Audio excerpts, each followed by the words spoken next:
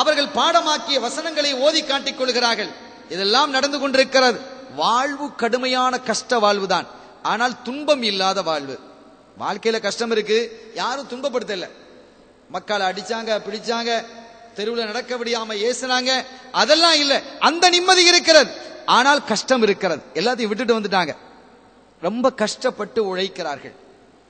இப்படி உழைத்துக் கொண்டிருக்கக்கூடிய வேளையில ஒரு பெண்மணியும், பல பெண்களும் இருக்கிறாங்க. அதுல ஒரு பெண்மணி ரம்லா, அவங்களுடைய அசல் பெயர் ஹிந்து. ரம்லா, இந்த ரம்லா யாரு? பெரிய செல்வ சீமாட்டி விட்டு பொம்பளை பிள்ளை.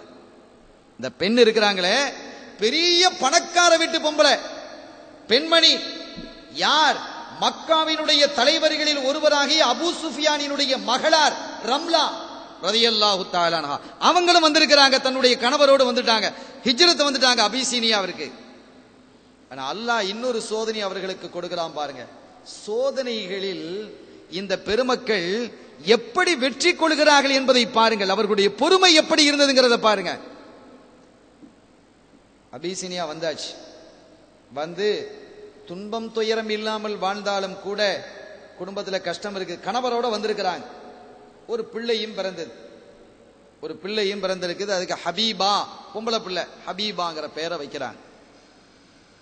கொஞ்சம் காலம் கிடக்குது, கணவரினுடைய போங்கு வித்தியாசமாகுது.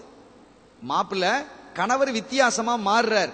அவருடைய நடவடிக்கைகள் சரியில்லை, அவருடைய போங்குகள் வித்தியாசமாக ஆகிறது. ரொம்ப மன வருத்தப்பட்டு போயிட்டாங்க அந்த பொம்பளை. என்ன கணவருடைய நிலை இப்படி ஆயிடுச்சு? ஏனெனில் அங்கு அவர்களுக்கு சில நண்பர்கள் கிடைத்தார்கள். எங்கு? அபிசீனியாவிலே கிறிஸ்துவ நண்பர்கள் கிடைத்தார்கள். அவர்களோடு அதிகமான தொடர்பு ஏற்பட்டு, கொடுக்கல் வாங்கல் ஏற்பட்டு, அவர்களுடைய உதவிகளை பெற்று அவர் பக்கமாக சாய ஆரம்பித்தார் இந்த கணவர். ஹிஜ்ரத் வந்திருக்கிறாரு, அந்த பக்கம் சாயிறாரு. அப்படி சாய்ந்து எந்த அளவுக்கு போயிடுச்சுன்னு சொன்னா, சாராயம் குடிக்கக்கூடிய நிலைமைகள் வந்து சேர்ந்துச்சு. வீட்டில் மது அருந்திக்கிட்டு வர்றார். இந்த அருமையான சஹாபியத்து பெண் ரொம்ப வருத்தப்பட்டு போயிட்டாங்க. என்ன இப்படி இருந்தீங்க, எப்படி மாறி போயிட்டீங்க? எவ்வளவு வேதனை இருக்கும் என்பதை பாருங்கள். கணவனுடைய நிலை ஒரு கட்டத்திலே தனஸ்ஸர, அவர் ஒரு முடிவுக்கே வந்துட்டார். அந்த கணவர் கிறிஸ்தவராக மாறிட்டார். கிறிஸ்தவராக மாறிட்டு சொல்றாரு தன்னுடைய மனைவியை பார்த்து, ரம்லா, கிறிஸ்தவ மதம் தான் உண்மையான மதம். அவர் சொல்றார், கிறிஸ்தவம் தான் உண்மையான மதம், நஸ்ரானியத்தில் நீரும் நஸ்ரானியத்தாக மாறிவிடு அப்படிங்கிறார். திகைச்சு போயிட்டாங்க இந்த பொம்பளை. எவ்வளவு பரிசுத்தமான மார்க்கத்தை நபிகள் ஸல்லல்லாஹு அலைஹி வஸல்லம் எங்களுக்கு தந்திருக்கிறாங்க.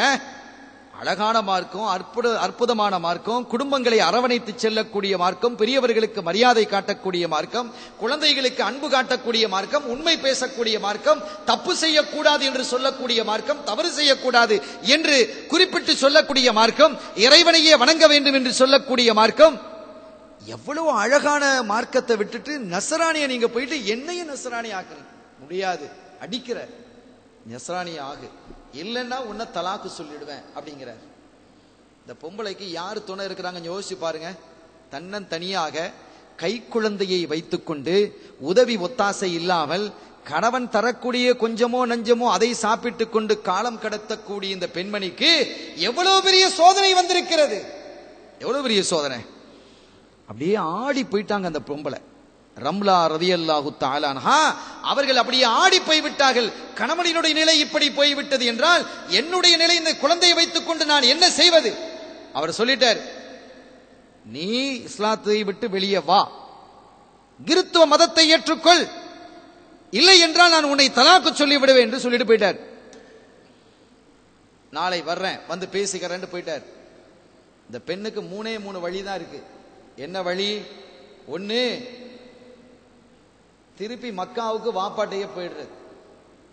வாப்பா அங்க வீடு எப்படி இருக்குன்னா ஷிர்க்குடைய கோட்டையா இருக்கு. அபூ சுஃபியான் பின்னால் இஸ்லாத்துக்கு வந்துட்டாங்க ரலியல்லாஹு தஆலா அன்ஹு. அந்த சமயத்தில் ஷிர்க்கினுடைய கோட்டையாக தன்னுடைய வீடு இருக்குது. அங்கு போனால் இதைவிட மோசமான நிலை இருக்கும் என்பது ரம்லா ரலியல்லாஹு தஆலா அன்ஹா அவர்களுக்கு தெரியும். நம்ம வாப்பாவே லீடரா இருக்கிறாங்க, இஸ்லாத்தை எதிர்க்கிறதுல லீடராக இருக்கும் பொழுது அந்த வீட்டுக்குள்ளே போய் நுழைந்தால் என்ன நிலை ஏற்படும் என்பது அவர்களுக்கு தெரியும். எனவே அங்கு செல்வதும் உத்தேசம் இல்லை. இரண்டாவது நிலை என்ன? நஸ்ரானியத்தான் மாறுறது. அது நினைச்சு கூட பார்க்க முடியாது. நெருப்புல போடுற மாதிரி. இஸ்லாத்தை விட்டு வெளியே துறப்பது என்பது நரகத்திலே தூக்கி போடக்கூடிய நிகழ்வது. அதற்கு ஒருபோதும் ஒத்து போக முடியாது. மூன்றாவது வழி, என்ன ஆனாலும் சரி அவர் தலாக்கு சொல்லிட்டு போகட்டும், அல்லாஹ் இருக்கிறான், அவருடைய திருத்தூதனுடைய அருள் பார்வை தன் மீது இருக்கும் என்று நீங்க சொன்னாலும் பரவாயில்ல, நான் மக்காவுக்கும் போறதில்லை, உங்களோடையும் வாழ்வதில்லை, நஸ்ரானியத்தாக மாறுவதில்லை, என் குழந்தையோடு நான் இங்கே கூலி வேலை செய்து பிழைத்துக் கொள்கிறேன், எது வேணாலும் செஞ்சுக்கிறேன். எவ்வளவு பெரிய பணக்கார விட்டு பெண்ணுங்கிறத நீங்க பாருங்க. ஈமானினுடைய உறுதி எப்படி இருந்தது. வந்தார், என்ன சொல்கிறாய்? நிச்சயமாக நான் நஸ்ரானியத்தில் இணைய மாட்டேன், அல்லாஹுவையும் ரசூலையும் விட்டு நான் வெளியே வர முடியாது என்று சொன்னதும் தலாக்க சொல்லிட்டு அவர் போயிட்டார். இந்த பெண்ணினுடைய வாழ்வு எப்படி இருந்திருக்கு நீங்க யோசிச்சு பாருங்க சகோதரர்களே. இந்த பெண்களை எல்லாம் நீங்க பின்பற்றக்கூடாது, இந்த சஹாபியத்து பெண்களை எல்லாம் நீங்க குறை சொல்வீங்க. இஸ்லாம் எப்படி வளர்ந்திருக்கிறது, அவர்களை கொண்டல்லவா அல்லாஹ் வளர்த்திருக்கிறான் இந்த மார்க்கத்தை. வேதனையிலும் துன்பத்திலும் பசியிலும் பட்டினியிலும் கஷ்டத்திலும் அப்படியே உழன்று போயிட்டாங்க. செய்திருந்தா ரம்லா ரலியல்லாஹு தஆலா, ரம்லா ரலியல்லாஹு தஆலா உழன்று போயிட்டாங்க. கஷ்டம் துன்பம், பிள்ளைய வச்சுக்கிட்டு பிள்ளைக்கு உணவு பால் கொடுப்பதற்கு கூட வசதி இல்லை. சரி, மற்ற சஹாபிகள் இருக்கிறாங்க, அவர்கள் ஏதோ உதவுகிறார்கள், ஏன்னா அவங்களுடைய கஷ்டமே அதுக்கு மேல இருக்கு. அண்ணனுக்கு சம்பாதிச்சாதான் ஏதாவது கிடைக்கும், அது வேலை கிடைக்குமா கிடைக்காதா என்றுதான் வெளியே செல்வார்கள். கிடைப்பதை கொண்டு அல்ஹம்துலில்லாஹ். ஆனாலும் தீனிலே உறுதியா இருந்தாங்க. இன்னைக்கு காசுக்காக யாரெல்லாம் எங்கெல்லாம் போறாங்கிறது நமக்கு பார்த்துட்டு தான் இருக்கிறோம். காசுக்காக வேண்டி யாரையும் எதையும் பேசுவதற்கு தயார் என்ற ஒரு குழு உருவாகிவிட்டது. தீனை வித்துறதுக்கு தயார். ரசூலுல்லாஹ் குறை பேசணுமா தயார், சஹாபிகளை பேசணுமா தயார், எனக்கு அங்கிருந்து காசை கொண்டு வந்து தந்துரு, இமாம்களை குறைச்சு பேசணுமா தயார், எது வேணாலும் செய்யறேன், எனக்கு பக்கெட்ல சல்லிய வச்சிரு. அதான் இப்போது நடந்து கொண்டிருக்கிறது. அங்கே அந்த பெண்மணியினுடைய நிலை எப்படி இருந்தது? அசைந்து கொடுக்கவில்லை, உறுதியாக நின்றார்கள். பசி பட்டினி தாகம், ஆடை இல்லை, வெளியே செல்ல முடியாது, ஒரு நல்ல உடை கிடையாது. ஒரு ஒழுங்கான உடை இருந்தா வெளியில போய் வேலை பார்க்கலாம், அதுக்கு முடியல. இப்படியெல்லாம் கஷ்டப்பட்டு கொண்டிருக்கக்கூடிய அந்த தருவாயில் உங்களுடைய ஈமான்ல கொஞ்சம் கூட அசைஞ்சு கொடுக்க இல்லை. ஒரு நாள் கதவு தட்டப்படுது, அதிகாலை கதவை தட்டுறாங்க. ரம்லா ரம்லான்னு ஒரு பொம்பளை சத்தம் வெளியிலிருந்து வருது. ஏற்கனவே அந்த சப்தம் பழக்கமான சப்தம் தான். அப்ரஹா என்ற ஒரு பெண்மணி, நஜ்ஜாஷி மன்னரினுடைய காதிமத்துகளில் நம்பிக்கையான ஒரு சாலிஹத்தான பெண்ணும் கூட. அந்த பெண் கிறிஸ்துவ பெண்ணாக இருந்தாலும் நல்ல பெண், யாரையும் குறை பேசக்கூடிய ஒரு பெண்மணி அல்ல. அந்த பெண் வந்து கதவை தட்டுகிறார். ரம்லா ரம்லா என்றதும் கதவை திறக்கிறாங்க. என்ன? அப்ஷிரி அப்ஷிரி. அந்த பெண் சொல்லுகிறாள், ரம்லா சந்தோஷப்படுங்கள், உங்களுடைய கஷ்டம் எல்லாம் நீங்கி விட்டது, உங்களுடைய துன்பங்கள் எல்லாம் நீங்கி விட்டது, உயர்ந்த அந்தஸ்திலே நீங்க ஆக போகிறீங்க. என்ன சொல்றீங்க, என்ன விஷயம்? ஒரு சிறப்பான செய்தியை நான் உங்களுக்கு சொல்ல வந்திருக்கிறேன், ரொம்ப மகிழ்வான செய்தியை நான் உங்களுக்கு சொல்ல வந்திருக்கிறேன். நீங்க கற்பனை கூட செய்து பார்த்திருக்க மாட்டீர்கள். அல்லாஹ் அப்படிப்பட்ட ஒரு அற்புதமான செய்தியை உங்களுக்கு கொண்டு வந்துட்டான். அந்த பெண்ணும் பின்னால் இஸ்லாத்துக்கு வந்துட்டாங்க. அப்போதே இஸ்லாத்தினுடைய ஈர்ப்புல தான் இருந்தாங்க. அப்ரஹாங்கிற பெண்மணியும் நஜ்ஜாஷி மன்னரோடு எல்லாம் இஸ்லாத்துக்கு வந்துட்டாங்க. அருமையானவர்களே, சந்தோஷம். ஆனா என்ன சந்தோஷம் என்று தெரியவில்லை. ரம்லா ரலியல்லாஹு கேட்கிறாங்க, என்ன அப்ரஹா சோதிக்கிறீங்க? நானே சோதனையிலும் துன்பத்திலும் கஷ்டத்திலும் வெந்து போய் இருக்கக்கூடிய எனக்கு உடனடியாக அந்த சுப செய்தியை சொல்லக்கூடாதா?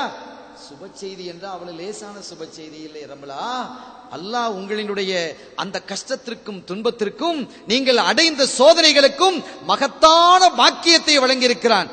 சரி, செய்தி என்ன என்பதை சொல்லுங்கள் என்று கேட்டதும் அப்ரஹா அந்த பெண்மணி சொல்கிறார், அன்னலம் கண்மணி ஸல்லல்லாஹு அலைஹி வஸல்லம் அவர்களிடமிருந்து ஒரு கடிதம் வந்திருக்கிறது, எங்களினுடைய மாமன்னர் நஜ்ஜாஷி அவர்களுக்கு கடிதம் வந்திருக்கிறது. அப்படியா? சரி, அந்த கடிதத்தில் என்ன இருக்கிறது? அன்னலம் கண்மணி ஸல்லல்லாஹு அலைஹி வஸல்லம் அவர்கள் உங்களை பெண் கேட்டு எழுதியிருக்கிறார்கள். சுப்ஹானல்லாஹ். உங்களை மனைவியாக ஆக்குவதற்காக உம்மஹாத்துல் மோமினீன், கோடி கோடி மக்களினுடைய தாயாக இன்னைக்கு மாறிட்டாங்க. அவர்கள் உங்களை பெண் கேட்டு எழுதியிருக்கிறார்கள் நஜ்ஜாஷி மன்னருக்கு. என்னுடைய அந்த பெண் விருப்பப்படுவாளையானால் எனக்கு அந்த பெண்ணை நீங்கள் என்னுடைய பொறுப்பிலே இருந்து திருமணம் முடித்து வையுங்கள் என்று அனுப்பியிருக்கிறார்.